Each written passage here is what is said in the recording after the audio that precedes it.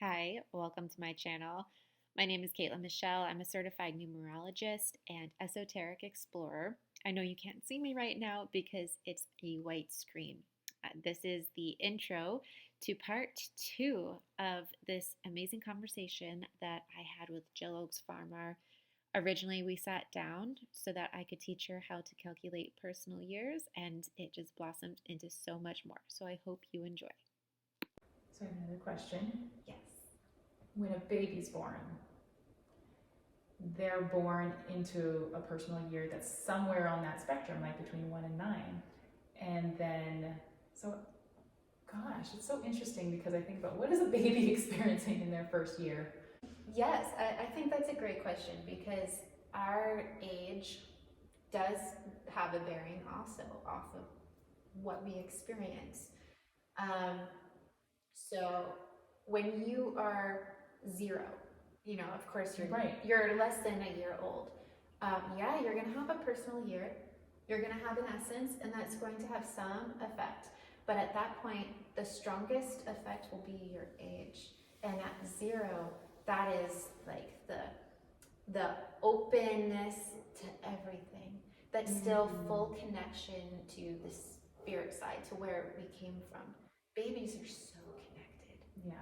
And it's just as we keep growing older, that connection for most people just naturally falls away. We always have a connection, it's just less conscious. And at that point, then our personal year and our essence combinations have a stronger bearing.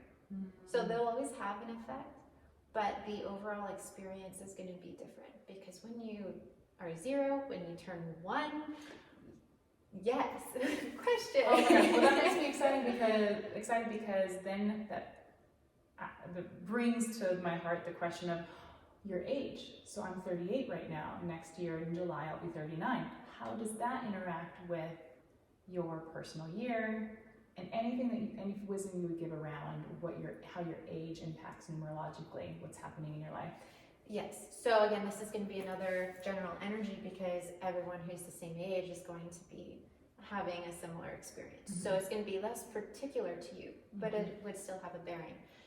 So 38, that comes out to be 11. 11, we just did a video on the 11 archetype.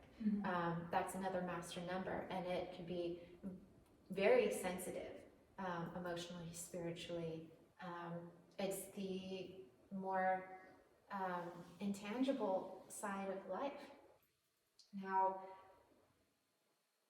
from my experience, when it has to do with time sequences, the 11 as an age, the 11 as a personal year, or the 11 as an essence, it tends to be challenging. It presents a lot of challenges that kind of force you to learn how to come into your own and come out of your shell. So how can you stand on your own 2 feet, doing what your gifts are, even if they are different, and they are very likely different than what you may think that the rest of society is doing. But the mission is to stand on your own 2 feet, and how are you going to do it? So if you already have some obstacles in that way, well, those are going to come right up, and you have to face them. And then the 3 and the 8 also, in adding to that 11, have a bearing as well. I've also found that the 3 and 8 combination, when it has to do with the time sequences, is another combination that creates a lot of sensitivity. And I would say that more specifically, it has to do with unworthiness and exploring self-worth. That's just how the 3 and the 8 tend to interact. I love both numbers. I have both numbers in my chart, my actual chart. That's how those 2 numbers can sometimes interact when it has to do with the time sequences.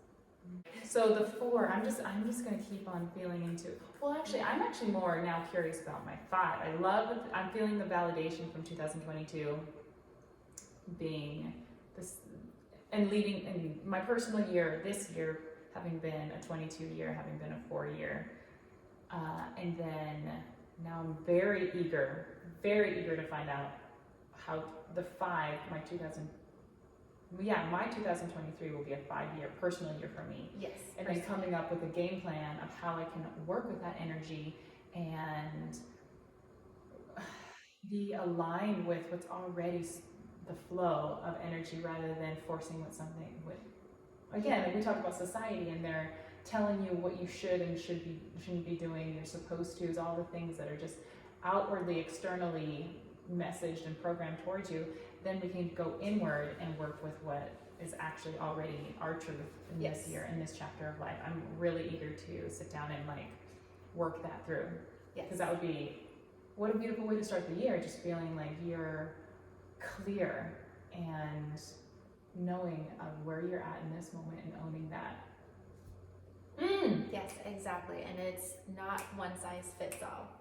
Right. Which is what I love about numerology. Yeah. There's just so many intricacies that and nuances that just make everybody so wonderfully beautiful and unique, and that's why we have so many different life experiences. I feel like a student because I'm learning so much. I'm like, so now I have another thought. Yes. Now I'm just curious, as a numerologist, as a master in what you offer the world and what you're grounded in, what are some of the myths about numerology or the misunderstandings about numerology that you just would love to debunk? Or we're going all over. I mean, again, I don't know how much time we have, but what would you like to clear up? What would you like to clear up around any misunderstandings that people have around numerology that is blocking them from actually really getting to absorb the juice that can serve their life? I think several things. I think just on the face of things, people may not feel connected to numbers very easily, or as easily as the other mythologies. For example, when you're looking at like Greek mythology or Vedic mythology, you can connect with the gods and goddesses, and you understand what they stand for. And sometimes there's not that automatic understanding that that's what the numbers are representing too. They don't have faces, they don't have names, but they are the more pure expression of the energy of that archetype. So mythologizing the numbers, I think, can really help. Another thing that I do want to clear up is when someone asks me just on the street, or I go in to collect business cards or something, or reports that I'm printing out, and someone will ask, "Oh, well, I see this number everywhere all the time. What does that mean?" And while yes, those are numbers, and there is a way to read them, that's more angel numbers than numerology. And that's not numerology. I feel like that is the exact response that I have absorbed from people who are like, oh, numerology, 1111 and 9999, the repeating numbers, which are angel numbers, and that's something different than numerology. I think that's probably, in my experience also, I'm not a numerologist, but fan and practitioner in my own personal way. That's where everyone's mind goes to first. Yes. But numerology is a whole different, deeper path. It's not competing, but it's just different. It's in a different lane than angel numbers. Exactly, different lane. Yeah. Yes. Yeah. Because we love those angel numbers too. I mean, Oh yeah. And I know that we spoke about this the other day, but they're personal messages, right? Exactly. That's more of what that is. Personal messages from the universe, from the divine, from loved ones on the other side, however you want to look at it, or whatever feels the most connected to you. They're personal messages. Yeah. And of course, because they are numbers, they can be read, but there's an intuitive aspect to that personal message that the individual has to figure out on their own. Yeah. Love it. Anything else? I'm trying to think if there's anything else. I think also, and the same thing is with astrology. People may stop at learning what their sun sign is, or sometimes people stop. people continue and they learn what their moon and the rising signs are. And then that's it. And there's a lot of value there. I see the same thing in numerology. People will find out what their life path number is. And then sometimes people will go a little deeper, find out what their expression is and their soul urge maybe. And then that's the end. Those are all very, very important. However, there's so much more. And again, because we have energy that's arising from within us and then energy acting upon us, we actually have even more energy acting upon us. So there's that alchemical process that happens when our energies meet the energies that we're just walking into or bathing in from our city, or from our country, our city, our street, our house number, our partners' energies, our kids' energies, the energies we grew up in, the energies of our colleagues. It all plays a part. So you can have a very similar chart on the face of it to someone else, and by that I just mean the core numbers, life path, expression, soul urge, and sublesson, but your experience can be very different, even just looking at those energies and how they're interacting with yours.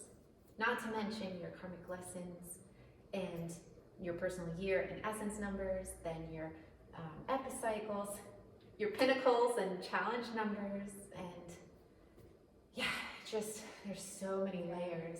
It seems to me, from my perspective, that if you were going to equate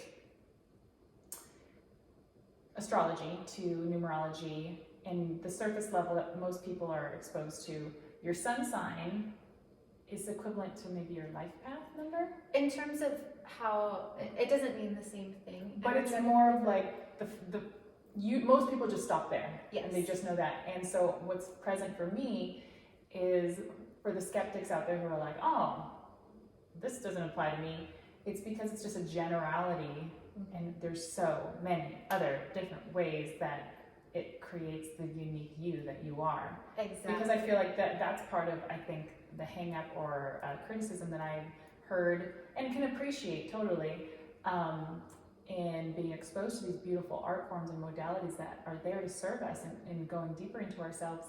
But if we're just stopping at the surface level and you're being lumped into this generality, sometimes that doesn't feel very good. You're like, oh, what? Like, how am I like Joe over there, or like Dave, or, you know, I'm making up names, but like, I feel like that is part of the intention of going deeper.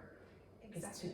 Is to really go into yourself and to find those other ways to discover yourself. Totally. Nothing exists in a vacuum. So even if we're just going to hop over to astrology right now, your sun sign does not exist in a vacuum. I mean, you can even talk about the degrees that sun sign is in, or the house placement that it's in. I mean, that's even so nuanced. just yeah. and that's just with one aspect in astrology.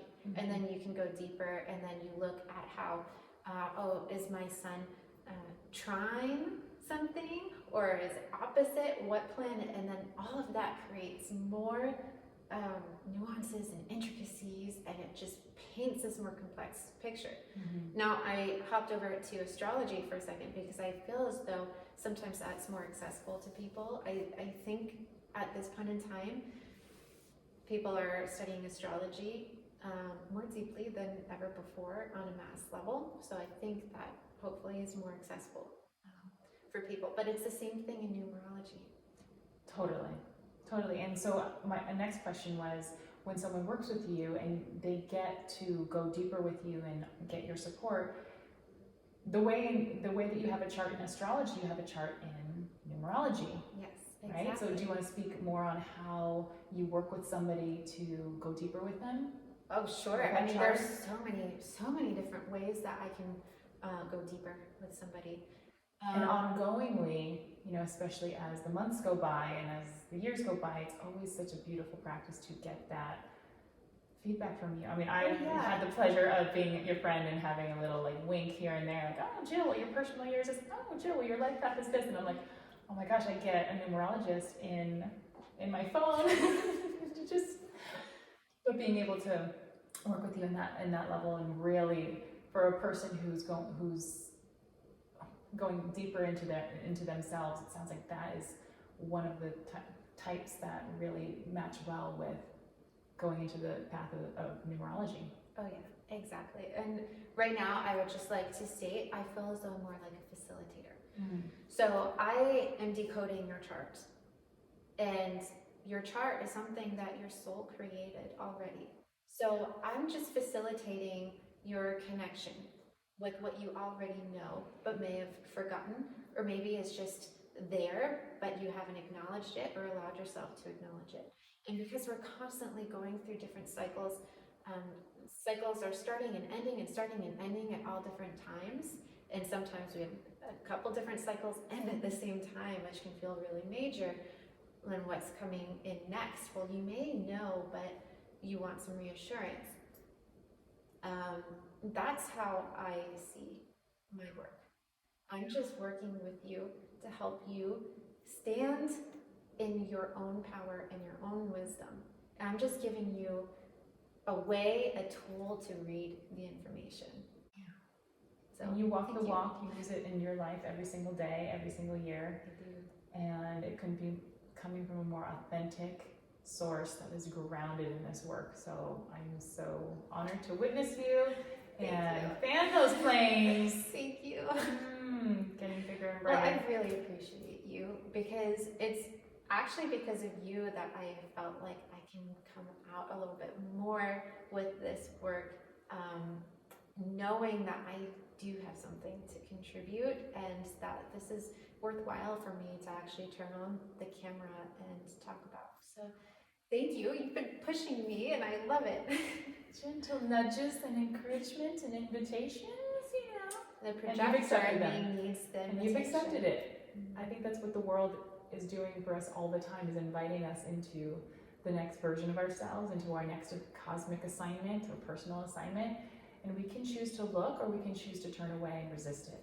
And I think that's where a lot of suffering comes from, is when we're in resistance. Which is so much of the work that I offer, is holding space for us to feel what's actually occurring and work with it and not against it. And then that way that we will have discomfort with change. That's inevitable, but it doesn't have to be suffering. There's a difference. And I just love the work that you offer, because it's the validation of, I feel like it's like you're being held by the universe, because you're like, oh yeah, so gosh, when we look back and we're thinking to ourselves, why did that happen? The world, I know for myself, when I've gone through, and in this past year, I've definitely gone through a deep awakening and rebirth, you can wonder, what sense does this make? When the world doesn't make sense, it can feel really like you're not, like, what can we hold on to? It just feels like you're floating and like not being held. But something is grounded as, oh, look at the numbers. This is what's meant to happen, and this is where you are now, and then this is where you're going. You feel held, and you feel, yeah, held is the word that's coming up for me. And that's such a value for our journeys forward. So thank you. Thank you. Would you like to tell people where they can find you? Because you have made such a big difference in my life. Yes, we've been friends for years, but I've also worked with you as a life coach. And that just brought everything to a whole new level. And I would like to make sure people have access to you, because working with you has been absolutely amazing. You're so connected in to everything, to nature, to the cycles, to the moon. I just think of you as the secret moon goddess. But you're so much more than that, because you're also a champion, and that's in your background too. So I want to fan your flames. And can you please just let people know where they can connect with you, or where they can find you? Okay, sure. So my name is Jill Oakes Farmar, OAKESFARMAR. Those are both names that are commonly misspelled. And you can find me on Instagram under Jill Farmar Coaching, or you can email me at jill@jilloakesfarmar.com. You can find me on Instagram. I already said that. Facebook. And through you. I can update the notes section so people there we know how go. to Thank to you. find you on YouTube. Yeah, so follow the notes section of this video. I am building my 4-year. I'm building this year, so YouTube is part of that, and I do have a free Facebook group that you can join, and you're part of it, which is so fun to have you in there and contributing and offering so much value. The Facebook is the Goddess of Self Sanctuary, so that's a place for us all to gather as limitless And women. this is where the battery died, so unfortunately this is all the film, all the footage that we have from our chat. If you enjoyed this, full power, please stick around, subscribe. I am going to be bringing a whole lot more to this channel. Numerology, of course, will always be a core. You are certified yoga instructor. As So intimated earlier, put that out there too. I So that do. it's all part of your work. Yeah, life coach, yoga love to teaching, talk about that and on sacred this circle platform, too. facilitation for women. So if that's interesting to you, then please like and subscribe. And if you would like to reach out to Jill Farmar, I have all of her information listed in the notes below.